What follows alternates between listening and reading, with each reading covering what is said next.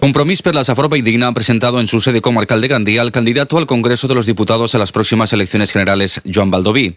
Baldoví, que ha reconocido las complicaciones que ha tenido en fraguarse esta candidatura con Podemos, ha asegurado que el fin último de esta alianza es la de conseguir que la presencia valenciana en el Congreso sea más importante y más influyente, y además con un doble objetivo. Por una parte, acabar con el gobierno del Partido Popular y con leyes como la reforma laboral, la ley de educación o la conocida como ley Mordaza, y por otro lado, acabar con el modelo de financiación del Estado y que, reitera Baldoví, discrimina a los valencianos respecto a otras comunidades autónomas. L'objectiu d'esta candidatura, que ha tingut, diríem, una gestació complicada, com de vegades quan has de pactar amb més gent,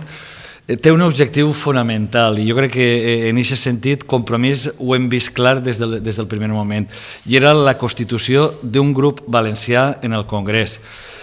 I aquesta constitució d'un grup valencià en el Congrés per a contribuir amb els nostres vots a dues coses fonamentals. Una, per canviar el govern de l'Estat, i una altra, per tindre un finançament que ens permeta estar en igualtat de condicions amb la resta. La Alianza de Fuerzas Valencianas permitirá reivindicar, asegura Baldoví, proyectos como el Tren de la Costa como uno de los ejes vertebradores de las comunicaciones en la comunidad.